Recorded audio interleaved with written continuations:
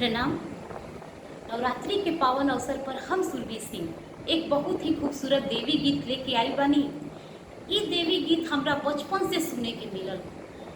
हम गांव देहात में ई देवी गीत हमरा लागता नवमी पूजन के हर एक घर में गावल जाला। कौनो ऐसा घर ना हुई जहाँ रौरा लोगिन के ई गीत सुने के ना मिली।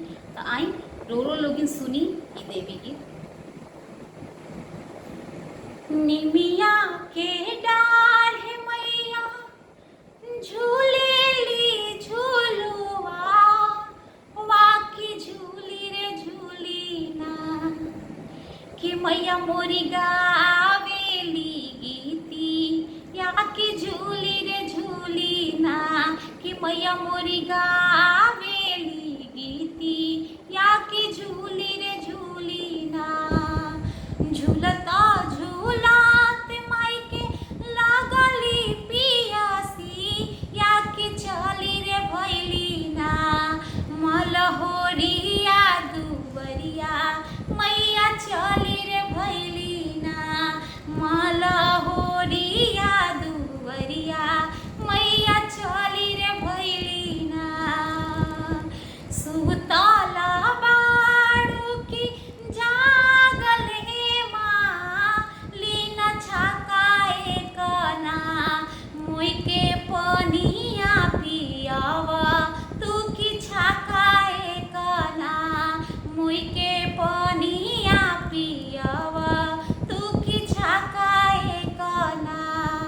कैसे में पनिया पियाई शीतला मैया मोर हो गोदिया, बाड़े वाला का नादान मैया मोर हो गोदिया, बाड़े वाला का नादान मैया मोर हो गोदिया। बलका सूता दो मालिन सोने के खटोला, वाकी छकाए कना, मोई के पनिया पिया तू तो छकाए कना, मोई के पनिया पियावा तू तो छकाए कना।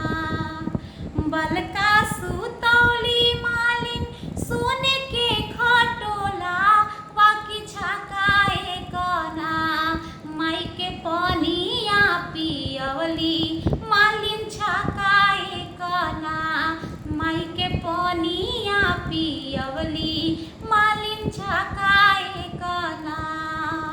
एक छक्का पियली मैया दूसरा छक्का पिया ली, तीसरा छक्कावा मैया देवेली आशीष, मालिन कई छक्कावा मैया दीले आशीष, तोके कई छक्कावा।